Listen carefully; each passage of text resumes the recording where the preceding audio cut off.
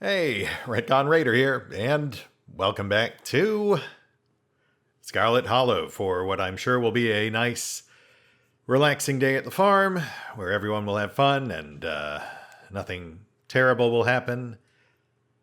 Though, just full disclosure, this is the second time I'm starting this recording session. I very briefly started before this, and I thought we'd maybe just kind of chill out here for a second and enjoy the quiet before the storm, so to speak. Maybe ruminate on the intricacies of YouTube's content policies and what you are and aren't allowed to show in the first 30 to 60 seconds of a video, for example.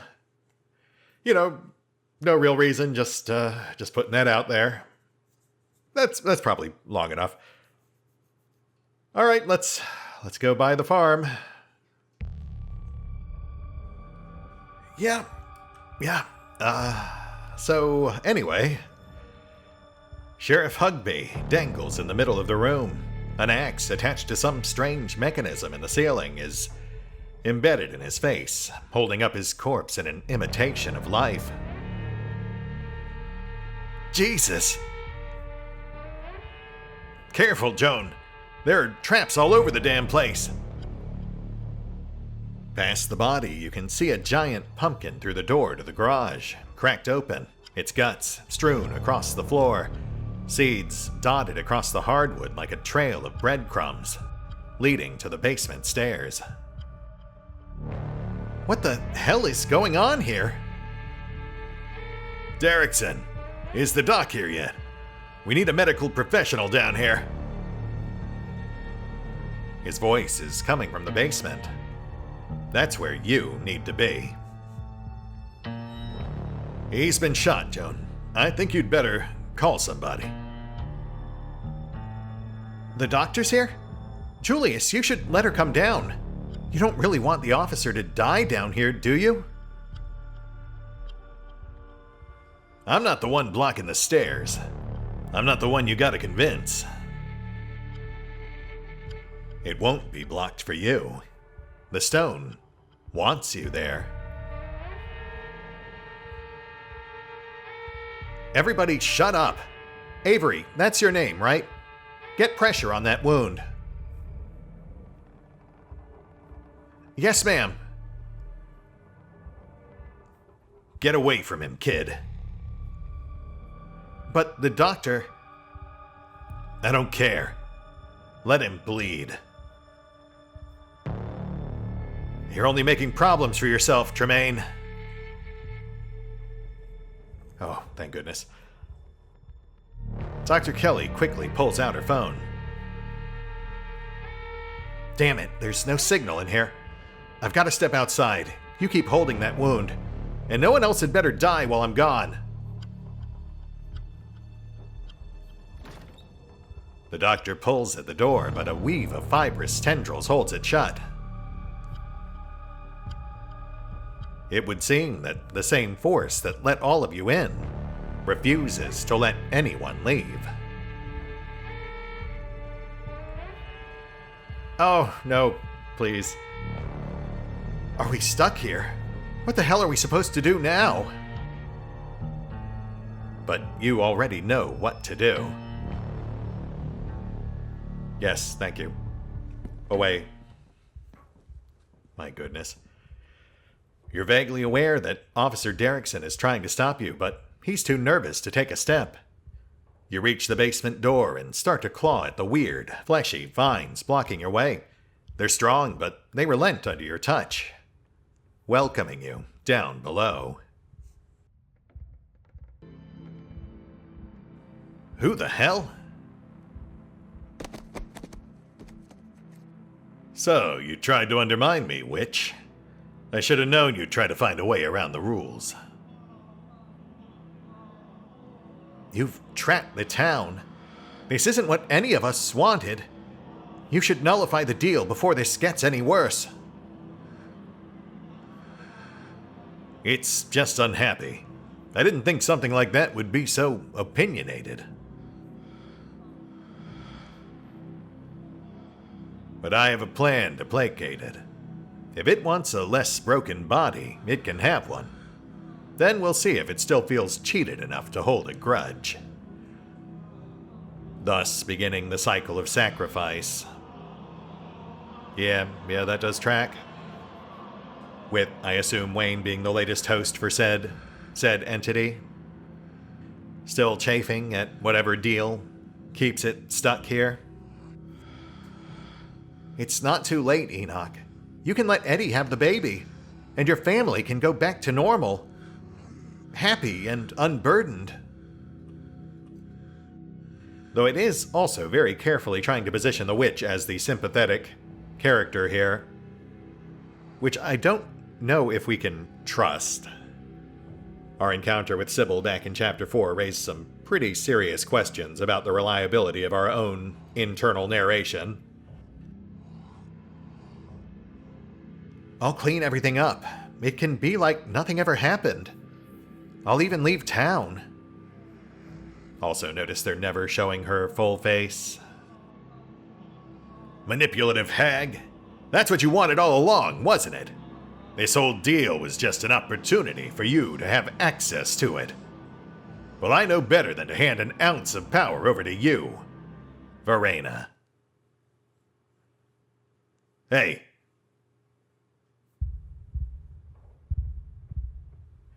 You're not dead, are you? Name drop. Witch. Verena. Who the fuck is Verena? Only witch I know about is Sybil. And there it is, confirmation that Sybil is in fact the witch. In fact, I have a sneaking suspicion that they're actually the same person. Hence why they were so careful to never show her full face during that flashback. I mean, if we're talking about using magic to swap the entity over from one body to another as they age out or burn out, I don't see why that wouldn't also be an option for the witch. I mean, it was her power that seemingly started this whole thing. Albeit spurred along by some sort of artifact that Enoch seems to have had in his possession. The stones, perhaps. I want to say they do all seem to have some sort of inherent link to life and or death. Or life beyond death. As if she hadn't already fucked this thing up enough. She's got another thing coming if she thinks she can go back on our deal now. I'm getting what she promised me. Whatever she sent you for, I'll shoot you before you do it. So don't even try. Hey now, nobody asked to get shot. Nobody else, I mean. Sorry, Franklin. What are you sorry for? You aren't the shooter. Or the one who got shot.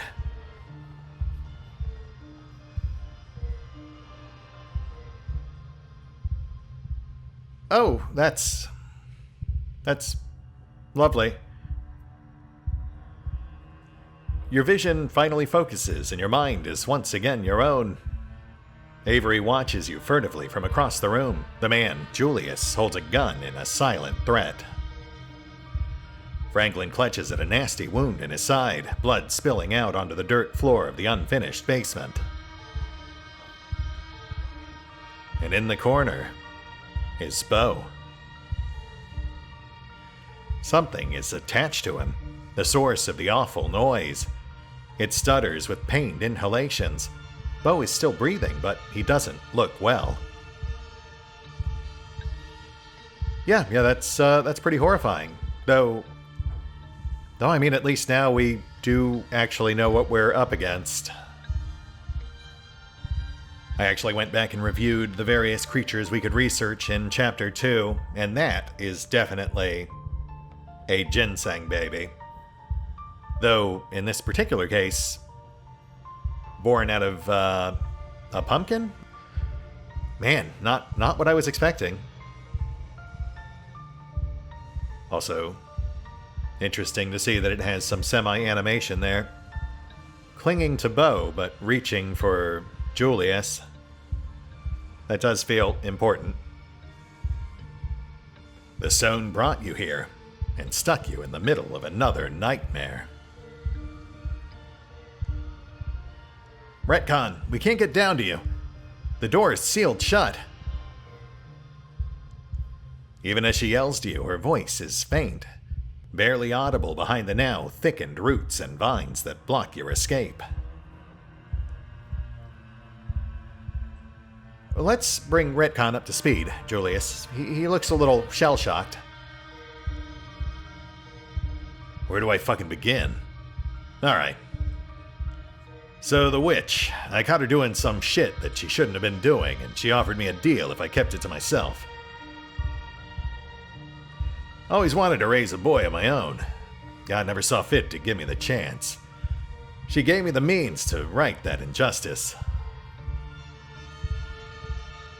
Only it obviously didn't go quite the way it was supposed to. Calloway's interfered just like always. Made it so I had to hatch him earlier than he was ready. And he came out hungry. Too hungry for me to handle. He kept trying to get at me, so I had to hole up down here. Been stuck since fucking Wednesday night. Damn roots won't let me leave, and they've clogged up the drain, so I haven't been able to call that witch and get her to make things right. With the drain? Interesting. That also feels important.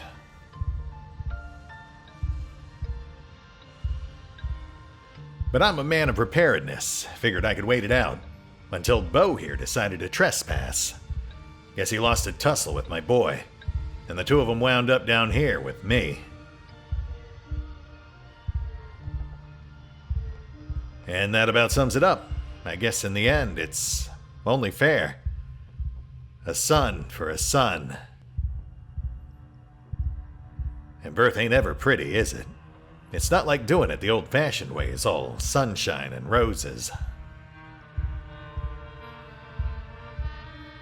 Just hope he winds up looking more like a person when he's done cooking.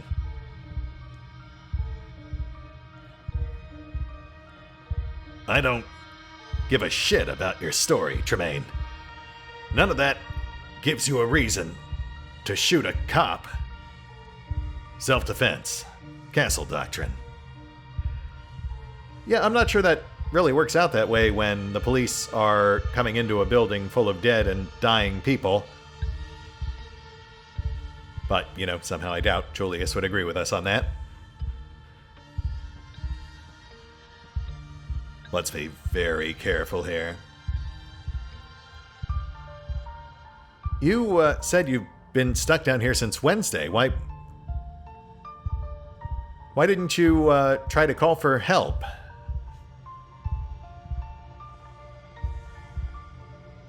Because this was my business.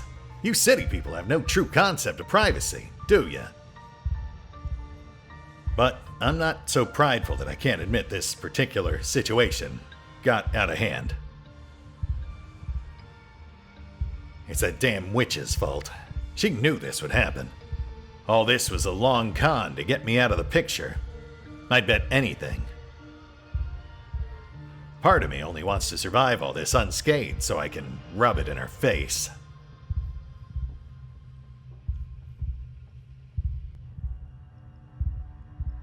Avery, clearly I'm missing some context here. Do you want to chime in? Maybe fill in the gaps?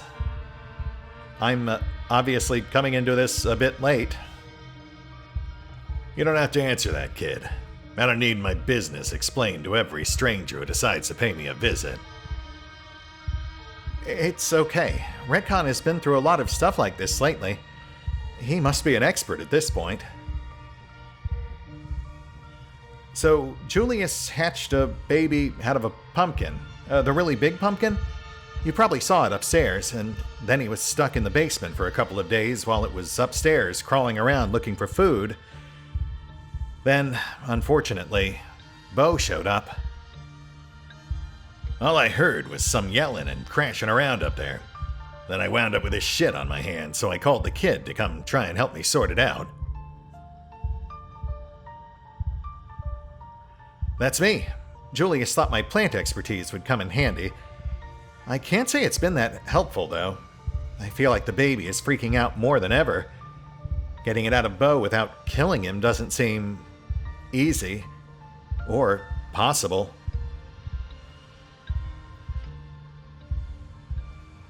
Would have been easier if everybody in town had decided to show up uninvited.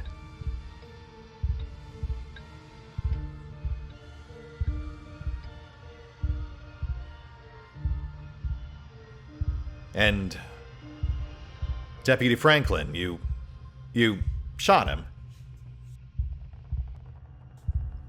All I did was walk in. You can't just walk into a man's house and expect to have the run of the place. You were getting ready to pull out your gun. I was defending myself. Again, I'm not sure that's how it works when a clearly uniformed police officer walks into a house that is an active crime scene, but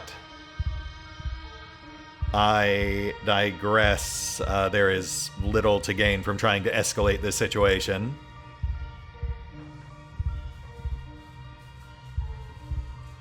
But we're obviously also not going to just walk away.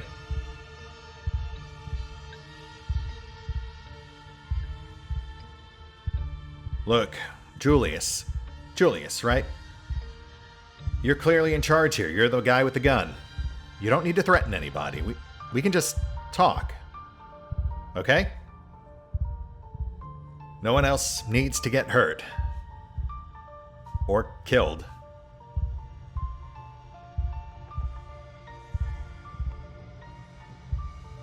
Why would I need to do any talking? Way I see it, I'm the man with the gun and the guts to use it. So how about we all just sit quietly until it's over? Then we can all go home and nobody else has to get hurt. Except Bo. He's already dead, kid. My boys beat him fair and square. Best you see it that way. Listen, clearly you need something. You woke up talking about the witch. You want to know where she is? I can tell you how to find her. If none of you does anything stupid, then I'll tell you what I know. Sound fair? I mean, not really, because multiple people will be dead.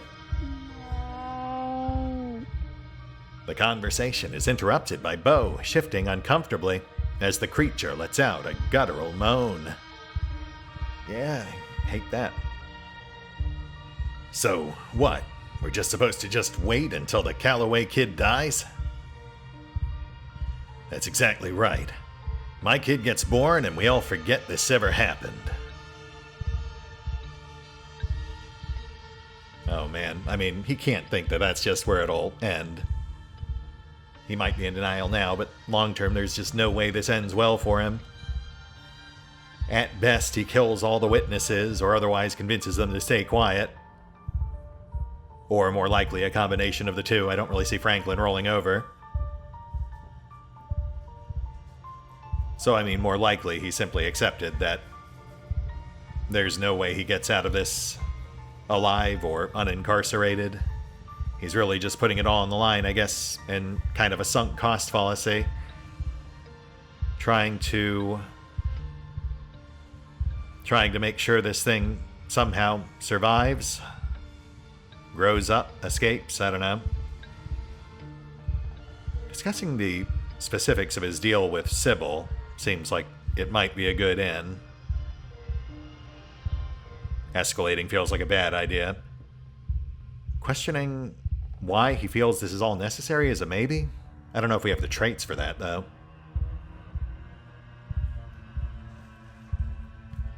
But we should try to get Dr. Kelly in here.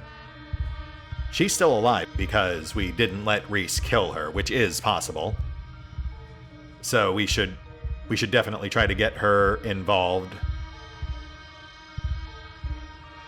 Hey, look, no matter what happens, we should get Dr. Kelly down here.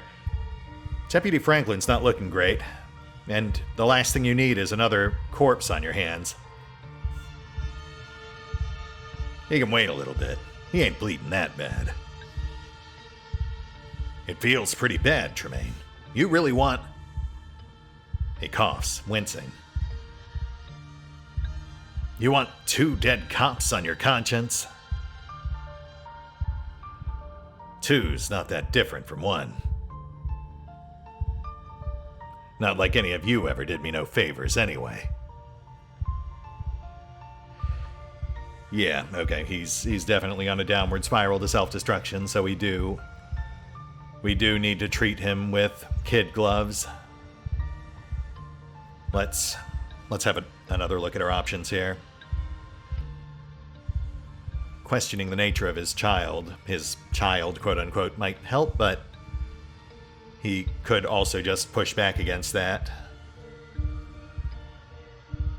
I still feel like questioning the minutia of the deal is our best bet. So what exactly is this deal you made with Sybil?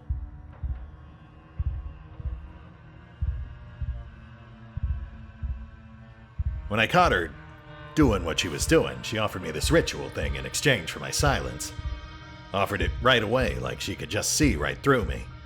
Knew exactly what I wanted most. I suppose what she didn't know is I'm not the kind of man who'd turn somebody in, anyway. Her business was her business. She didn't have to bother giving me some recipe to cook a boy from dirt, blood, and pumpkin seeds. But I took it, anyway. Then I just sat on it for a while. Till a moment of weakness. What was the ritual? Did you do something to Duke's pumpkin? It wasn't its damn pumpkin. It was on my property, and the only reason it got as big as it was is because I fed it my own blood every night since the day it was planted. Bleeding on the dirt like some kind of Satan worshiper. If that don't make it mine, I don't know what does. Which really adds some context to the fact that it keeps reaching for him. It's making do with Bo, but it really wants Julius. It possibly needs him? Again, a lot of the magic in this town seems to focus around personal sacrifice. God knows I felt crazy doing it, though. But I'm not proud to say my judgment was a bit clouded. I was in a bad way, and the thought of bringing a boy into the world was just about the only thing that made me feel like I should stick around. Not that any of you need to know about all that. Only serves as explanation as to why I trusted her in the first place.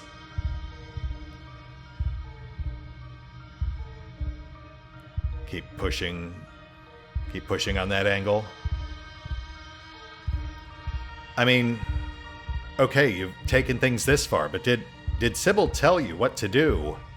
How to take care of this thing once it's grown? It's meant to be a kid when it's done. Other people seem to figure out how to raise them all the time. Don't need her giving me parenting tips. Most babies don't eat people to live. This doesn't seem that unusual to me, actually. Isn't this kind of what babies do to their mothers? It's not like they're eating takeout in there for 9 months, you know? Avery, dude, shut up. Exactly what the kid said. I mean, look, even if Avery is right, again, that really does seem to indicate that what the baby needs is not Bo, but rather Julius.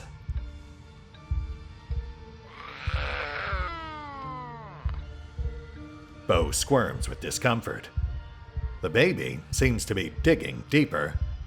Oh, shoot. Are we on a hidden timer? That would make sense. All right, we have to be very careful which options we go with then.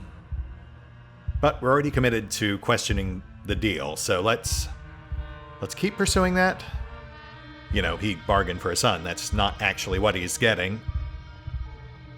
So what exactly happens once this thing does grow up? You really think it's just going to be a normal kid?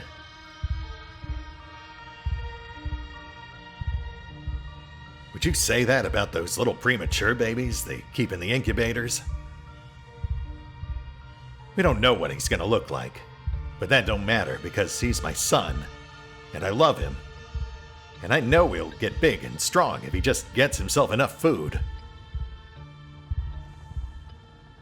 Even if he does change, he's kind of cute like this anyway. Avery, buddy, all due respect, I know you're probably in shock right now, but no. No. Definitely weird, but cute. No. Yeah, about the whole getting enough food thing. The way you described it, it sounds like this thing was hunting for you specifically before it settled for Bo. What makes you think it won't just come after you again next time it gets hungry? What makes you think it'll ever stop being hungry?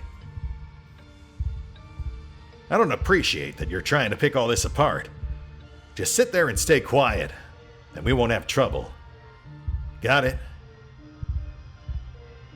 It won't get the chance to go after Julius.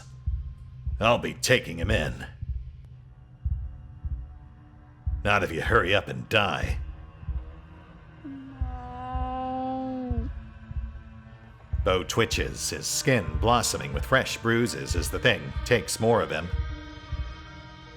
Right, okay, so clearly this tact isn't working and we need to try something different. Well,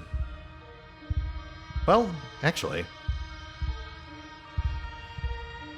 you don't think there's some other way we could maybe separate him from Bo? Clearly the baby wants something else. Something else nearby. This ain't a debate. Shut up or I'll shut your mouth for you. I don't know, Julius. I still think there's something we're missing. And if Retcon thinks so too. Maybe it's worth talking about again. That's why I'm here in the first place, right? To come up with some other solution? And you and I already decided this was best. That discussion was had and done with before anybody else even showed up. Dodging his personal responsibility, blaming everyone else. He's not really being rational, but yeah, let's switch up tactics. I would like to ask for info, but honestly, I feel like we've already gotten enough that we don't really need to mine for more. We already know it's Sybil. We already know he contacts her via the drain. And, I mean, we could ask what she was doing when he found her, but I doubt he'd actually tell us that.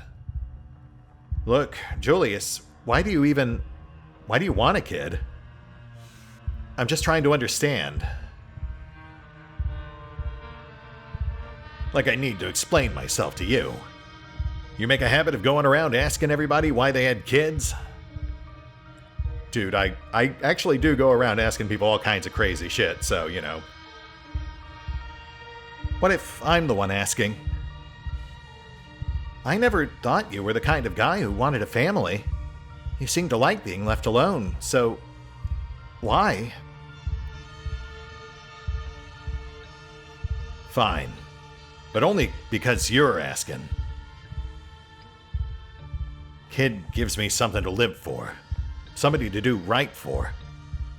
Some hope that life goes on after I die. Same reason anybody has kids, damn it. I don't know. I'm sorry, Julius. I should have talked to you more, or come out here to visit. You did plenty. Don't worry about it. Oh, that's interesting. That feels like something we should follow up on. Do we have options for that? No. Oh man, that really feels like the angle we should be digging in on. And again, I'll also note, elements of life and death. Definite theme in the local magics. Ghosts in the mine, ghosts in the library. Preserving Teddy's life. Now this.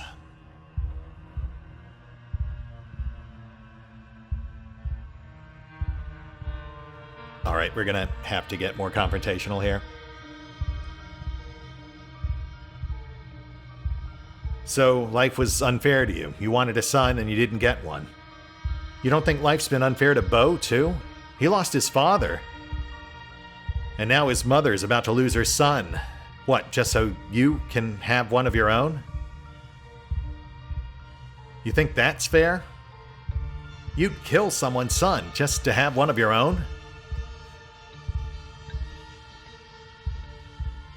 I'm not killing anybody. I'm just standing here. It's not like I did a single thing to Bo. He trespassed on my property. Everybody knows not to do that. What happened to him is his problem. And what about me? You shot me. Save your breath, asshole. And maybe you won't die so quick.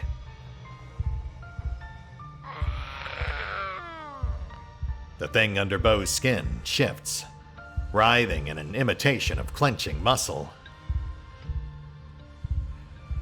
Okay, we are running out of time, so we're going to have to get even more confrontational because I don't see any of these other options actually helping us.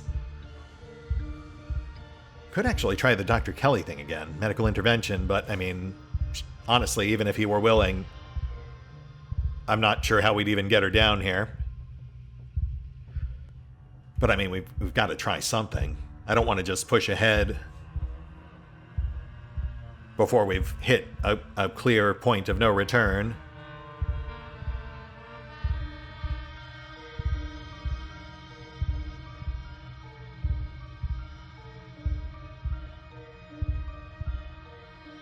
Look, Dr. Kelly is here now. You heard her upstairs. She could come down here and take a look. Maybe she could find some way to save Bo and your son. There's no reason it has to be one or the other.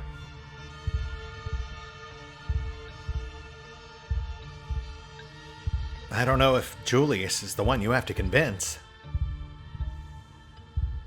The baby is pretty freaked out right now. It's been getting worse since everybody started coming in. It's trying to protect itself. That's right. My boy's got excellent instincts for self-preservation. So unless he decides to let her come down here, we'd best leave it be.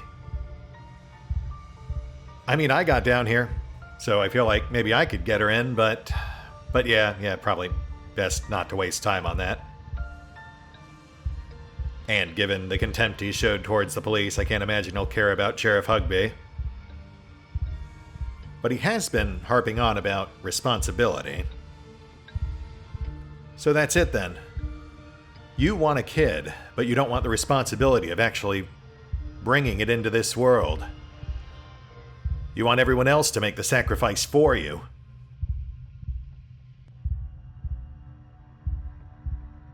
The hell would a city kid like you know about being a man?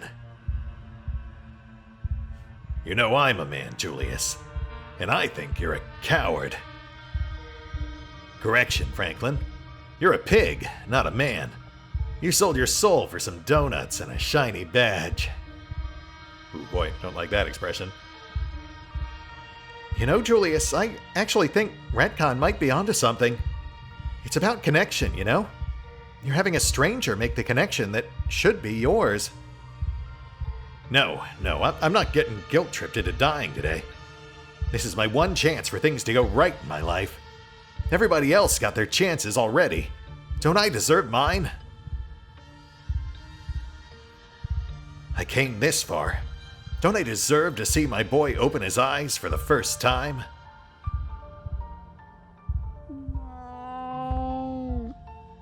Bo seems in a bad way. His eyes are glazed. His jaw slack except where the roots of the childlike thing are holding it in place. His body can't take much more. Which is definitely our point of no return. That's our final warning. Oh, man. And, you know, that's fair. I don't really see any of these other options helping us at this point regardless.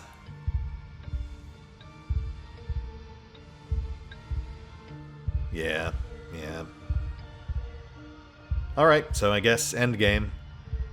Pick an option, see where it goes. Option 1. That clearly leads to Bo dying because we just wait until he dies. Option 2, willfully sacrifice Bo. Also not ideal. Option 3, long shot. I mean, I don't know if we've made enough headway with Julius to get him to go for it. But then option 4 also basically is just leaving Bo to die. So, I mean, option 3 is pretty much our only really realistic option here if we don't want Bo to just automatically die. Alright, look, Julius. I'm just gonna lay it out for you, man. I've said my piece. And you asked for a son. That's not what Sybil gave you. She gave you this thing. This thing that's hungry for more than any parent would actually ever have to give their own child. I think you know what you need to do. The waiting brings you to your limit, and then it brings you past it. You move quickly, diving across the small room, scooping up the shears on the floor as you zero in on Bo, and the thing slowly eating its way through him. Hey! Hey! The shears come down on the thing, piercing its unnaturally soft chest. Bo's stolen blood pours out of its orifices in a thick sludge. Bo gasps as if it's him you've stabbed, the thick veins under his skin expanding, writhing. No! You'll pay for this! You whirl around to see his gun trained on you, your heart freezing in a split second of utter terror. Franklin stumbles forward, trying to reach for his gun, but unable to stifle a cry of pain. Julius's attention is pulled away from you, toward the sorry sight of the cop, trying desperately to wield his pistol. Julius, we're not killing anybody. Give me the... A gun goes off. You dive to the floor, panicked, your ears ringing uncomfortably. No more shots follow. You open your eyes, readjusting to the gloom.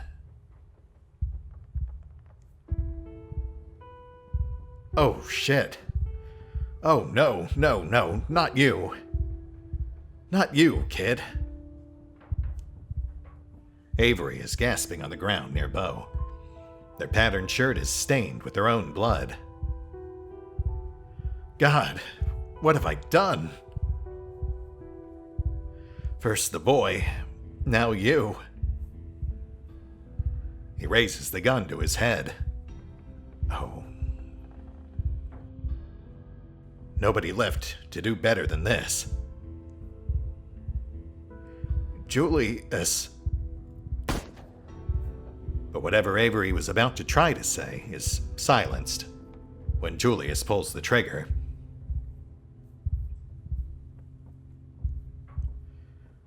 Once again, the world feels quiet in the aftermath of the gunshot.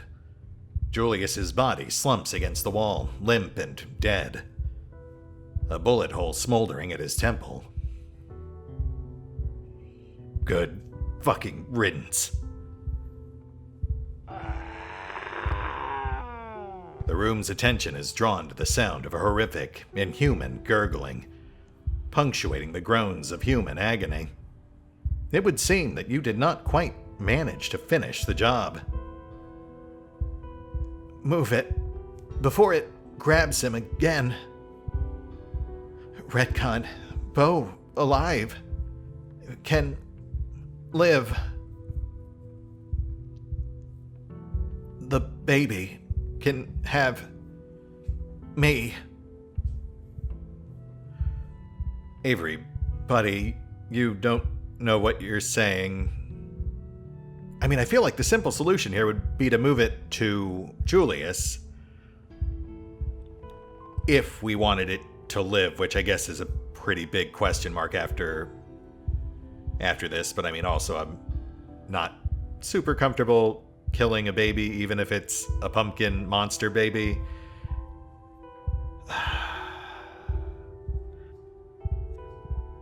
You realize You realize what you're asking, right? This is crazy. Move, baby, to me.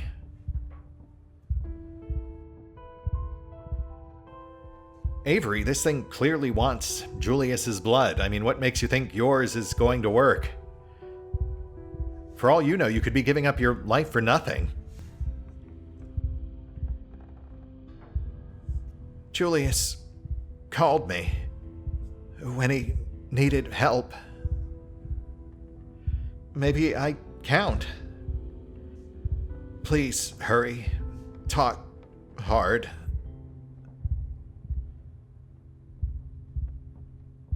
Yeah, another hidden timer, I'm sure.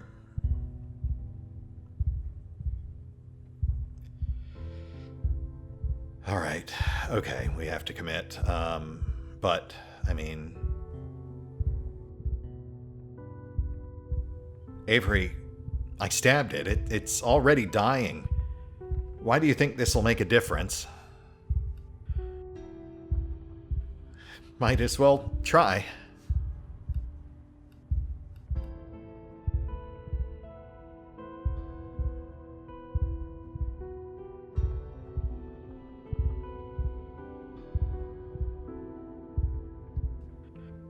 Why?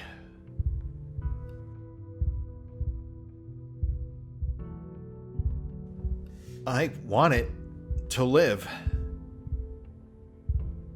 Please, it doesn't need to die.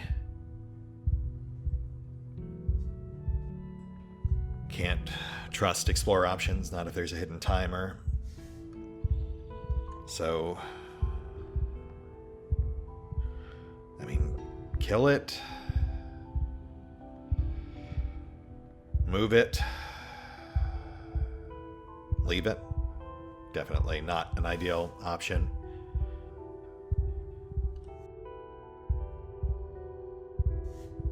All right, Avery. I mean, this is more your story than it is mine. I don't like it, but if this is really what you want, I won't stand in your way.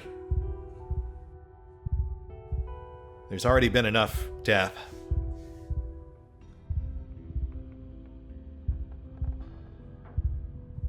You don't know what's gonna happen. We should wait for medical personnel. But his pleas fall on deaf ears. You cross the room, kneeling next to Avery and Bo and the wounded thing. Avery starts unbuttoning their shirt. The movement clearly painful, their face twisting with every undone button. But they push through, bearing their wound, their black eyes resting on the creature. It looks to be in as much pain as they are, its breaths ragged, Bo's blood trickling from its wide mouth. You'll have to help me coax it. It doesn't seem like it will be difficult. The thing has already noticed the smell of fresh blood, its tendrils shifting under Bo's skin, its bulbous head turning towards Avery to stare with sightless eyes at the inviting wound. All you have to do is give it a nudge, and like a dog waiting for a command from its master, it peels itself away from Bo, willfully releasing his drained body in favor of its new host. Okay, I mean, since it got some from Bo, maybe it won't take everything from Avery. Seals the wound, feeds on the blood he would have lost anyway.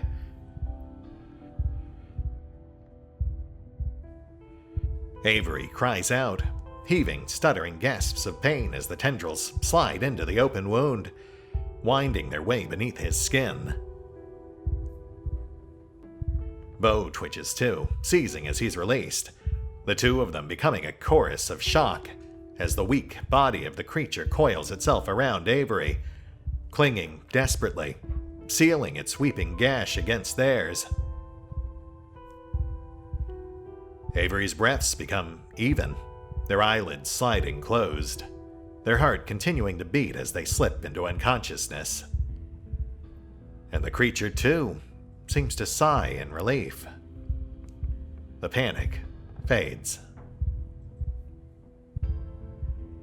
And its protective vines slacken. A sliver of light is visible beyond the doorway, where before it had sealed itself away. The faucet in the corner of the room, finally unclogged, bursts to life. Water pours out onto the dirt floor. Somebody help. Call doctor. Doc, you still up there? Room's clear. Your hands are wet. The water is spreading, pooling around you, making the floor slippery with mud. Dr. Kelly rushes down the now unblocked stairs, her eyes wide with horror at the scene in the basement.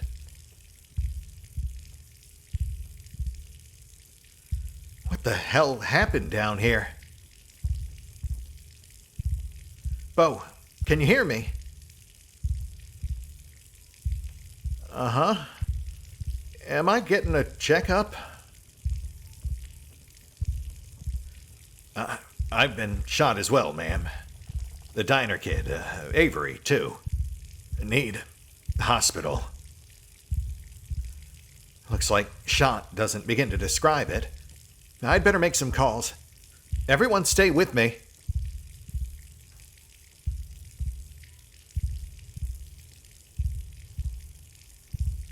I'm not hallucinating, am I? You guys see the water, too, right? In the giant sheep flower? It's up to your chest now. There's no denying it. What are you talking about? There's no water. But there is. He just can't see it. Because his words are swallowed by the flood. Right. We're being summoned. This is, not quite what I was expecting, but Julius, before his untimely departure, he did let slip that he communicated with the witch via the drain. Also, I just realized the stone that we glimpsed there towards the end. I mean, technically the whole time, but Julius was standing in front of it. That was a lamb in a weird sort of bug-winged flower formation.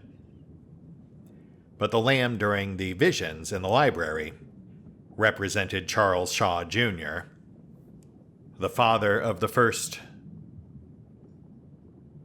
child sacrificed to the entity as part of the witch's bargain. The ghost who took our vitality. So yeah, it all does kind of tie together. You know, he was murdered and his son used to appease, at least temporarily, the entity somehow involved in all this. And now this stone is here, also in a place where some new life has been given. Hard to really parse it all in my head. I mean, we definitely missed a few things here and there.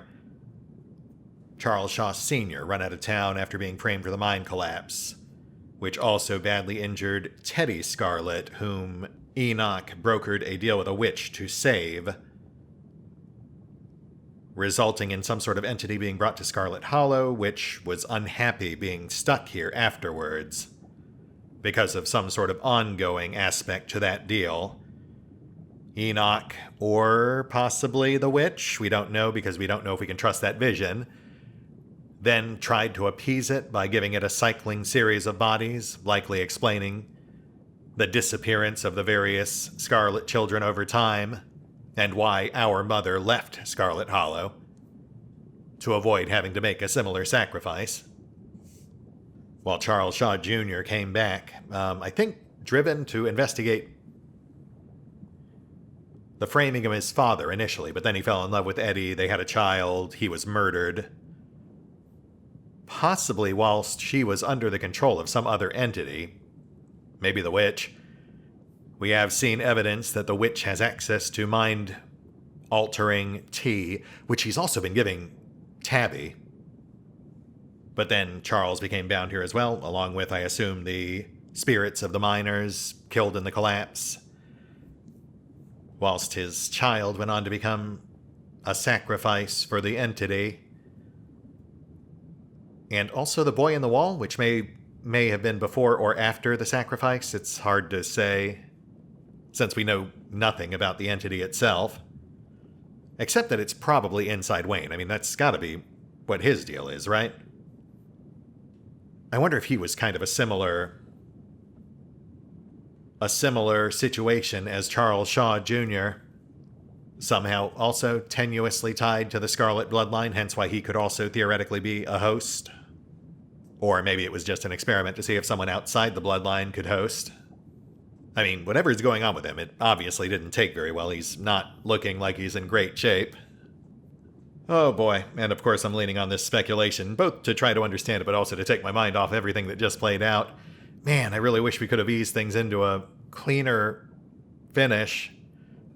But, going into it, I also kind of knew that I wasn't going to be able to get the optimal solution on this one. Since I'd read the patch notes, I knew they'd swapped out the traits. And since this is a legacy campaign, that kind of screwed us over because we already used the trait in question to save the kids during Chapter 2. And, since the game is basically all about choice and consequence, they wouldn't let you double dip on the same trait. Since we already saved the kids, it comes at this particular cost.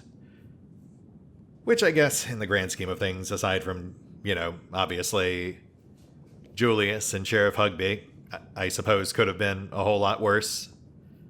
Assuming it, you could potentially lose Bo, I imagine, Avery, maybe Franklin? Hard to say, there's just a crazy amount of reactivity at this point. I can barely even imagine how much things are branching out at this point, 5 chapters in. That said, I'm going to need some time to unpack all this.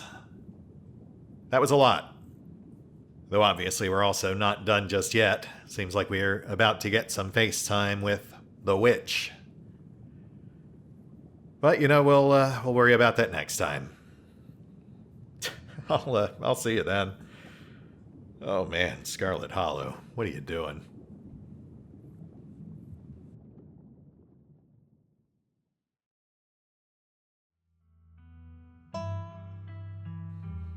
Oh, and also, special thanks to the Raiders for helping make this series possible. Thanks, guys, for putting me through this nightmare. Including, but not limited to, Eerie V23, Revenant, Alois, Arrow Bowman, Dragon Matrix 7, Drakiith, EgonAlter, Exsellsior, Gottlieb, James Trimmier, Lady Shayna, Mark Giemza, RandomPassrby, RobbyB, Rowan Church, Triphoppenskip, and Valinrook. Thanks for your support, guys. And hey, if you'd also like to help support the channel, then feel free to push the buttons that do the things. Trust me, it does make a difference. Or you could even check out the PayPal, the Patreon, the Nexus GG, or the YouTube memberships. Links are in the description. I'm gonna go lie in a pile of cats.